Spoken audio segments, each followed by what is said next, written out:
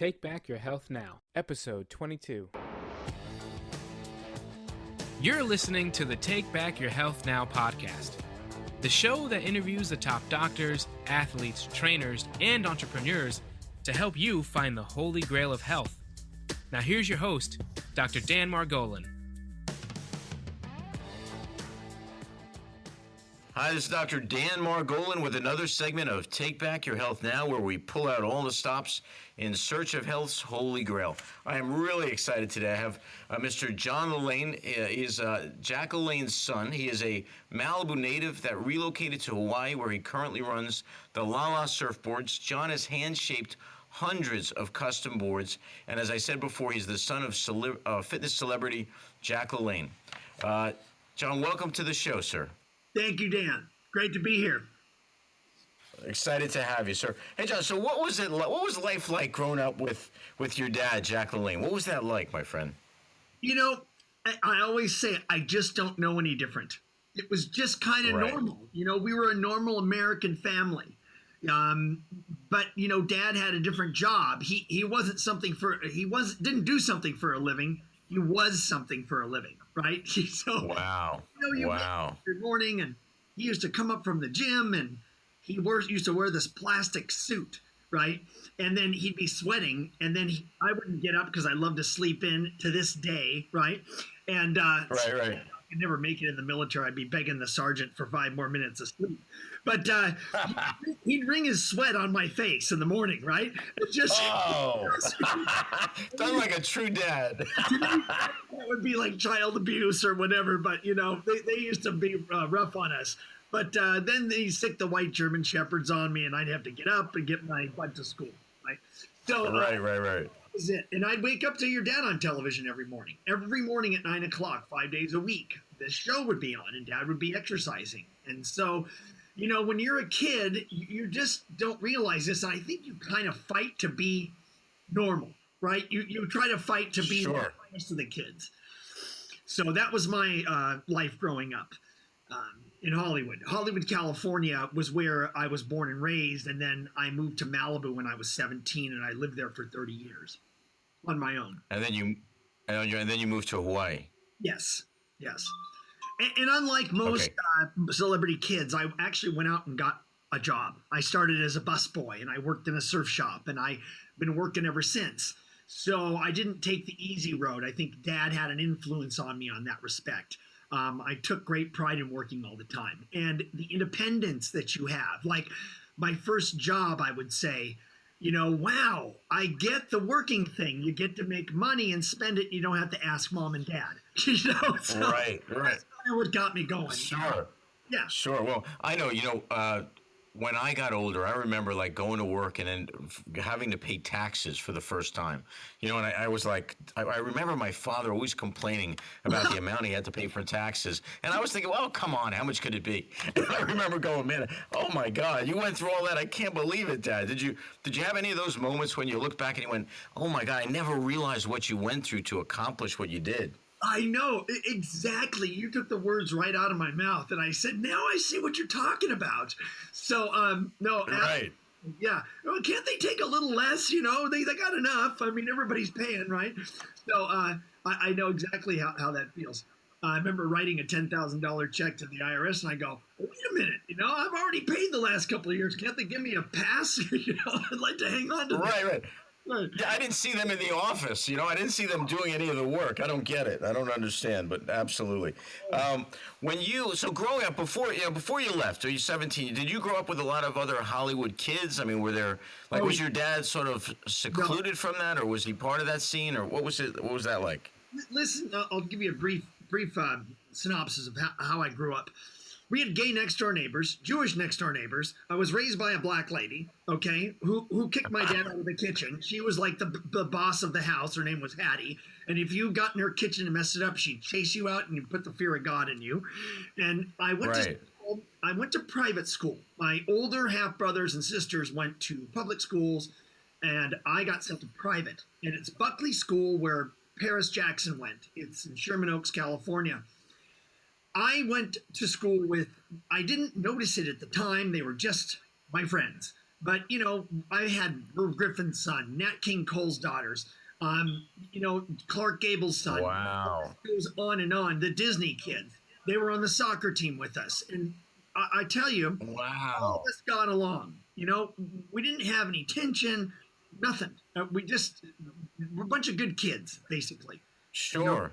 Still very close to this day. We go to our reunions, and all of us, we had our bullies and the things, but for the most part, everybody grew up to be fairly successful and having good lives, right? And we got taught Latin, French, and things that I think maybe should be in the school system today. We got a really good education, in as much as that we got taught a lot of different things. Maybe not as much what to think, but how to think, right? And Sure. And I really look back, and I'm very appreciative to have gotten that opportunity. And going to school with the celebrities' kids, I mean, they were all pretty good kids, basically. John Gable was a little bit nuts. He's John was radical, and it shows in his life. Was he? Yeah, he races the Baja 1000, and he was the biggest teaser. He'd always, lift up the girls' dresses at school, and he was crazy. But he pushed the limits. He now is one of the top off-road 4x4 racers in the world, and he's continued to win all these races down the road. And John and I used to jump bikes together. So I've always been very. Oh my goodness. I've always had a little adrenaline thing in me from Dad. I mean, if you grow up with somebody like that, it kind of rubs off on you. You're either going to go the other way or it's going to rub off on you. And I think it rubbed off on me in the right way because, I did jump bicycles. I did skateboard. I did choose surfing as my main sport. Nobody surfed back then.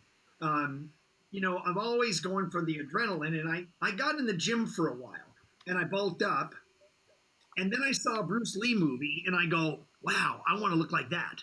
So I kind of toned down and made surfing my whole, life's mission. I turned pro. And I think at 55, and some of my contemporaries that still surf shortboards to this day, that we're in pretty darn good shape because of surfing. And we work about every muscle in the body because we're fighting the current, we're standing up, popping up and down on the board. So we're more of an aerobic type of sport that I think keeps you young. You're in the salt water. I think there's something surfing that people need to take a good look at because there's a lot of health. There's a lot of us that are pretty healthy. I interviewed Kelly Starrett, who's like one of the top physical therapists, and he was talking about people in Japan and how they don't break their hips because they eat on the floor. And their muscles are so stretched. I never thought about it from the viewpoint of surfing as a sport because you're right, the flexibility that must afford you is totally different. Did you say you're 55 right now? Yes, and my surfboard is 5'5", so it's like a golfer shooting his age. It's like a surfboard, so I don't know, but wow. No, and John, how? Go ahead. Please. I was saying, how often do you surf? How often are you out there? Well, I'm in the factory a lot. I make the boards by hand for the most part. I do use the computer a little bit when I'm in California, but out here in Hawaii, keep in mind we're on the big island in the middle of nowhere, so resources are scarce. And I spend a lot of time in the factory, and it takes a long time. So whenever I have something to do in town, I could say I get out at least once a week, if not more. And that's good. In California, I surf a little bit more because the beach is a lot more accessible. Here on the Big Island, we don't have a Pacific Coast Highway. We don't have parking lots. It's more 4x4. And the surf spots that do have parking lots, they're about an hour and a half away. So that's the price you pay for living up in the hills. But we've got a beautiful view. Sure. And, we stare at the southern tip of the Big Island. That sounds gorgeous. How did you start actually making the surfboards? Like, how did you start doing that? It's part of my mechanical mind because if you look back on what Dad did, he pretty much invented everything you see in the gym today out of necessity. He opened up his first gym in Oakland after his life was saved by Paul Bragg. He was an out-of-shape kid. So Dad started inventing, Wait. right? Tell us that story. I didn't know the story. What Yeah. happened? What happened to your dad? So I'll get to my mechanical mind. Sure. Dad was a very sickly kid, and he had like a mastoid, and he was coughing, and he had no energy. He was suicidal, chased his brother with an axe. He had fits of anger, and he was just like a sugarholic, you know. And basically, uh, they were at the end of their rope. My father had a fever. The doctor says he may not make it through the night. Um, and once he recovered, my grandmother poked her head to the sky and said, "Look, I'll never eat meat again if you save my son." Sure enough, my dad made it through the night, and my grandmother never ate meat again. And then my father, Wow. he still wasn't well, and so she took him to see Paul Bragg, and he was preaching health at the time, and that's Patricia Bragg's father of the Bragg's health products that we all use today. You know, we're very good friends Sure. with Patricia. Patricia's awesome. And so Wow. basically, there was no room in the studio, in the auditorium, and they were going to leave. There's no seats, so they were out the door. And Paul Bragg saw him leaving, and he said, "No one leaves my seminars. Get up here." And they got a chair on stage and put my dad up on stage. It basically kind of made an example of an out of shape person of him, right? And then after he was Wow. 50 years old, and then after that, my dad took in everything he had to say. You obey nature's laws, try to eat natural foods in their natural state to the best of your ability, and work out with the weights. And it completely changed Dad's life. He got addicted to his health. He used to get bullied at school. He was terrible grades. When he started working out, the basketball team picked on him at St. Mary's, and six guys walk into the bathroom, and one guy walks out. Right? I mean, seriously, true story. So Are you serious? Oh, wow. changed Dad's life. He became a wrestler in high school. He was a quarterback of the football team. My dad's life, and at 15 years old, quarterback of the football team in 3 years. So, you know, What a difference. this story is it's pretty dramatic. We've got a lot of twists and turns in it. And which leads me to my mechanical mind, because when Dad opened his first gym, he knew that's what he wanted to do. He wanted to help people help themselves. And, you know, he wanted to get to the women. He says, "Look, I can help you lose a couple of pounds around your waist." And they said, "Jack LaLanne's a crackpot. You know, he's going to make women infertile. He's going to make men sterile. You don't want to work out with the weights, right?" And so soon enough, you know, guys are coming up to my dad. He had no business in his gym. So he went out to the people. He went out and said, "Look, if I can't take that pound off your son and make him, a better athlete, and I can't make your daughter more attractive, I'll give you your money back. Give me a chance." And so one by one. And then the parents are going, "Hey, Jack, can you take me at your gym at 3 p.m.? Don't tell my husband," right? And this whole thing starts snowballing. And then Dad read Gray's Anatomy. He knew that book backwards and forwards, got a chiropractic degree, and basically he started inventing machines. And he invented the leg extension machine because he got an injury for his knee in high school. Said he'd never walk again. Said he'd never, do anything. So he developed the leg extension machine. That's his invention. That's his invention. That's amazing. The weight selector is his invention. And the glamour stretcher, which was the rubber tube with Paul Bragg, that's his invention. And the Smith machine, the squat machine, his invention. He never patented anything. And, there's that protein powder, basically. Mom and Dad made something called instant breakfast, right? And, they said, "We're going to get a protein that you can mix up in milk or water." And they finally took it to Carnation to get instantized. And there's a little bit of story in there, but you can use your imagination, right? So Sure. He was a pioneer of everything that you see around you today. My mom just said, "We invented all this stuff. What's going on?" I said, "Yeah." Wow. Yeah. Wow. How is your mom doing, by the way? How is she doing? She's doing great, and as you know, she's 90, and she's still running the business, and she's got a Facebook page and an iPhone and a computer. And, she runs around. She's busy. Yeah. God bless her. Well, I was interviewing Tony Horton from the P90X, and as we were talking, I just said, you remind me of Jack LaLanne, and he said, actually, your mom, Lala, had given him the award, or the Jack LaLanne Award, and he told me the story of that, and I just thought, wow, look at the number of people that have been affected by your dad. Yes, amazing. It is. And I've got 2 points. First of all, getting to Tony Horton. Tony, I saw him on television. There's only 2 guys, and I love everybody else, but there's only 2 guys with the enthusiasm and the similarities to Dad that I've witnessed. And one is Gilad, right? Remember Gilad had that exercise show? And then I'm not sure. Look up Gilad. He's an ex-Israeli soldier. He had an exercise show in Hawaii. He did it out. And Gilad was amazing. Dad was on his show, actually. And then there was Tony Horton. And I kept watching the P90X, and I go, this guy reminds me of Dad. And so Mom gets a note from Idea, and she goes, well, you're going to give Tony Horton this award. And she goes, oh, well, who's Tony Horton? Okay, well, I'll write little something. I go, no, Mom, you don't understand who Tony Horton is. You got to say. So I wrote a little piece saying that, I think that the future, Dad was trying to get us into the future. I think the future of physical fitness is finally here with Tony.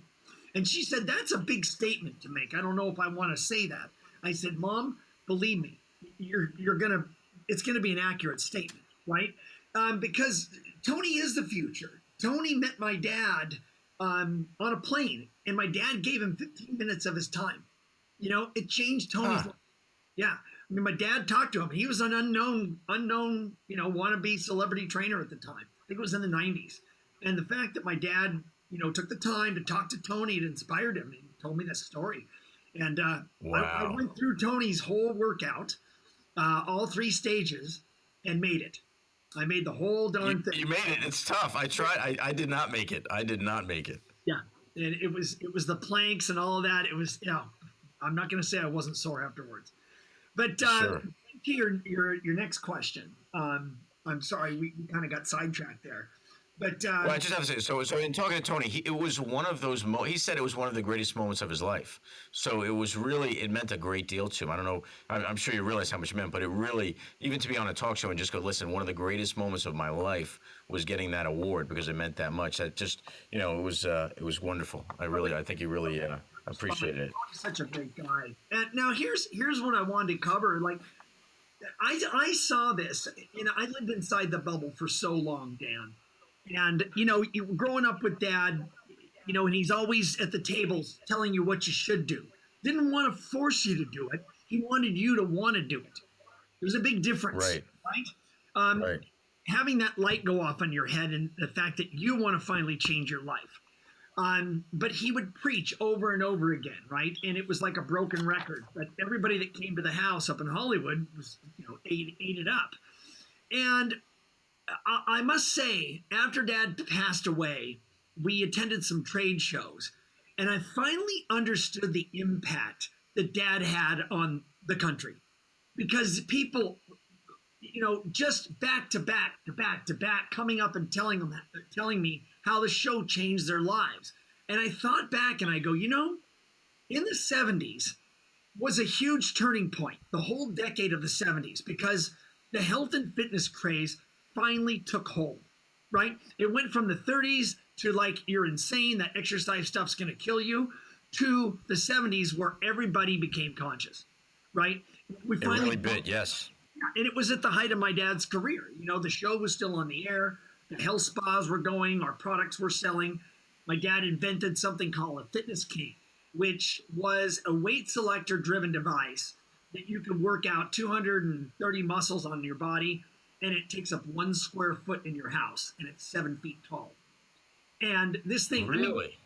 It's amazing. I'd love to send you a picture of it. It still, by today's standards, this thing could sell on QVC or Chuck Norris or something like that. But we're going with the core strength one for now. We're going to probably, consider the fitness king later on down the road. But the impact Dad had on the country, he saved a rich country from poor health through his television show. Oh my God. Listen, I was just watching your dad on one of these. They had a rerun, that went on YouTube about him speaking to the people and just speaking not just about working out, but about their mental attitude and about how he sees how stressful. I don't know what year this was, but it could have been today. It should have been today, where he was just saying, I see the stress among people, and they're busy, but they're rushing to their jobs. And he said, I'd been in other countries where they didn't have nearly as much, but there were people on a bus singing and happy, and it's just he was almost like pleading with people, like you say, to turn their lights on, to look at life a little bit differently. And it really affected me because you could just feel the genuineness of the man. He was very genuine, and he was a funny guy. If you want to categorize Dad as any type of person, he was more of a comedian, right? He was always the court jester. It's funny. He sounds sincere. He's a great speaker, a self-taught speaker. He's got really good oratory skills. But if you get him, at the dinner table, or you get him, outside of that area, he was one funny guy. One funny guy. I tell you, it sounds like he did a great job raising him, and you sound like a great person yourself. Now, let me ask you, Jon. So you talked a little bit. What is this Core Strength 1? What is that you were just talking about? So basically, we were, Mom and I were in the office. I had a friend of mine from Canada I was on a reality show with. And I don't want to get too far off topic, but I was a judge on a reality show for a health and fitness show called The Next Fitness Star. And it was at a clothing optional club in Jamaica. So use your imagination. So I met some Canadian people, and we, through a friend of ours, photographer Steve Haney, he introduced us to Jamie Cameron. And we saw this device, and we go, well, that's interesting. It's kind of big, and it looks like a big picnic table. So what do you do on it? And when we saw the bands that go on this and the attachments and the exercises, and our minds opened up and we're, wow, this thing is revolutionary. It's limitless, the exercises you can do with this device. And he's been selling it to the fire departments, the colleges, public places. Even somebody that wants to start their own little small business, you can buy this thing, and 16 people at one time can work out on it in shifts, in stations. 16 people at one time? One time can work it out on this thing. Wow. And every time Jamie takes it somewhere, somebody invents a new exercise. Somebody comes up with something that we've never seen before, right? And Jamie was in a really bad car accident, and he was in a lot of pain, and he was 300 pounds, and he finally made a decision to nurse himself back to health, and he invented this device, which leads me to my mechanical mind on my surfboards. We come from that pioneering spirit of Western civilization, of the American go-for-it attitude, where anything is possible, right? We still have it in our DNA, where we want to invent the next thing. Our minds are always going, right? And I guess getting back to my surfboards and getting back to the exercise equipment, everything hasn't been done yet. If we use our imagination and we still believe, right? We're capable of greater things than we think, right? What a great statement. Everything hasn't been done yet, because I think sometimes people want to suppress you and say, listen, anything that you could think of, somebody has already thought of. But it's not true. What you're saying is true. Yes, and I get a lot of flack for making a surfboard with two noses on it, right? I'm considered crazy, and I saw this surfboard. It works off the principles of the catamaran drag boats.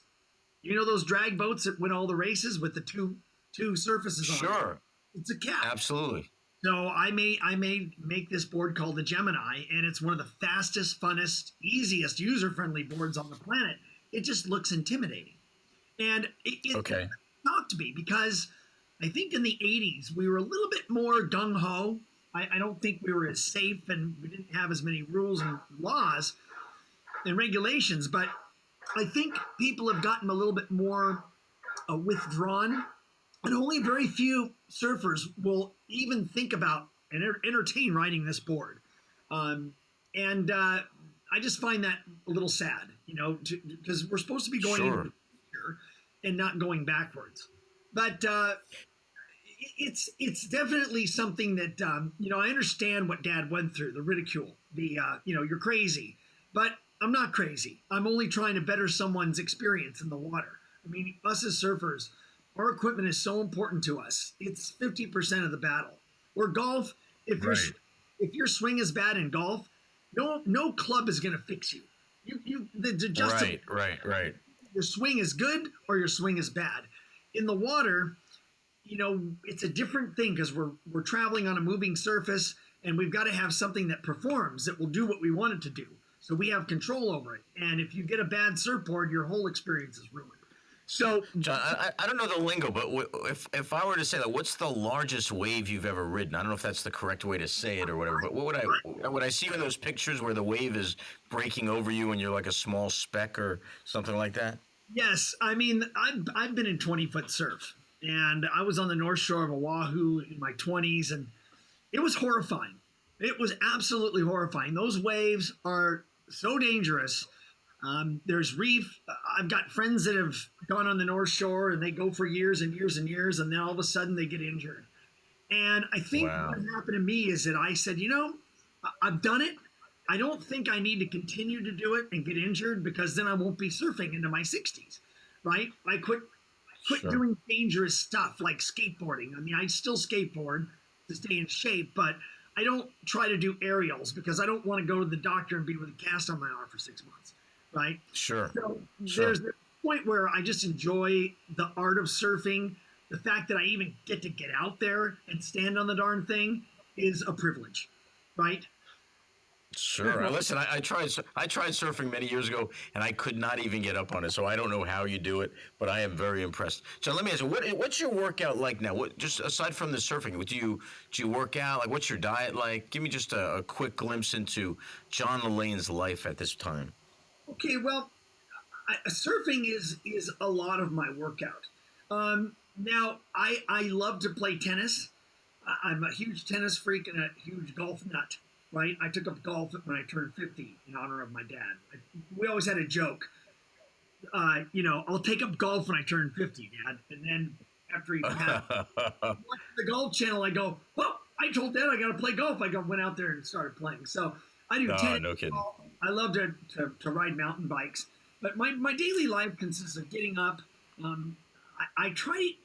It's just ingrained into my head about the food.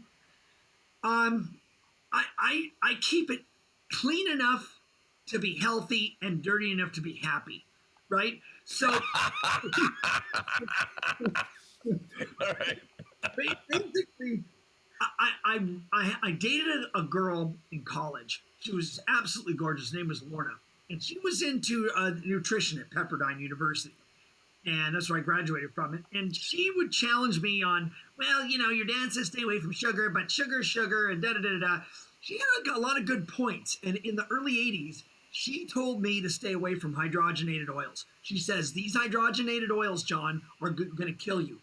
Don't eat products, that have hydrogenated oil in them. And ever since then, I've been trying to read the ingredients.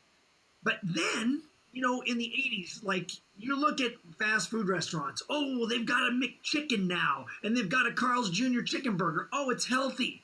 Well, no, it's not. So we really, in this day and age, we got to watch. We got to really watch what we're eating. This is insane. I don't even think Dad could have predicted this. Who knows what's in anything? You don't know what's in anything. You can't even read half the things. So I try to pay attention.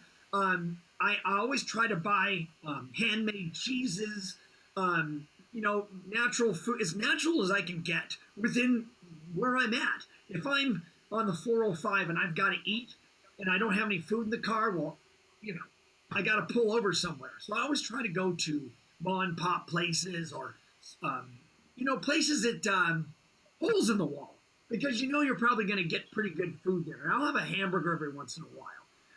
Sure. It's the great American food, right? And if you think about it, you got your protein, you got your vegetables, you got some carbs. And if you don't get a lot of cheese and grease and things, and you eat the hamburger, and don't eat the fries, then you're okay. So You're doing okay. Sure. But I like to go search out when I'm going to have a hamburger. I don't want to go to McDonald's because I know what's in it. I want to go to that place that really has a unique burger and they're trying to beat the next guy, right? I'll go to places like that. But I always try to eat from places where things are handmade. Try to stay away from processed foods because you look at salt, iodized salt and all the processed wheat and all the things and all the problems that we're having. I've tried to avoid that my whole life. And I'll tell you a little story about my diet. What's a day in the life of me look like? Growing up with Dad and all the health food that we were prepared, when I went to Pepperdine and ate in the cafeteria, I felt my whole digestive tract changed. I mean, it literally was a terrible experience. And so I know the effects of processed food, so I really, really try to avoid them and use my brain and read the ingredients. If it's got more than two lines on the product, there's not that many ingredients in this thing. Look up how to make what you're eating online and see how many ingredients are in it when you make it fresh. Right. It's not pages and pages of it. Sure. If you got the preamble to War and Peace on there, I'd opt to stay away. Hey, Jon, our show is in search of health's holy grail. If I were to ask you what you felt the holy grail of health was, I mean, maybe it is what you just discussed, but what would you say, to the listeners of the show would point them in the direction of really that holy grail of health? Okay, here's what Dad told me. He told me this. He says, exercise is king, nutrition is queen, put them together and you've got a kingdom, right? So he told me, I said, Dad, what do you do? What's more important, exercise or nutrition? He says exercise. He says movement is the most important thing that we can do in this day and age. You can always burn off what you ate, but you can't, get exercise from eating, right? You've got to move. And we were built to move. It's only been the last 150 years that we're flying around and driving around and not moving our bodies, So, no, that's so true. Absolutely. And with the computers and the electronic devices we have, now more than ever, our UPS guy told me, he says, Jon, everybody's getting out of shape again. And I go, what do you mean? He says, yeah, everybody's starting to get out of shape again. A lot of people are.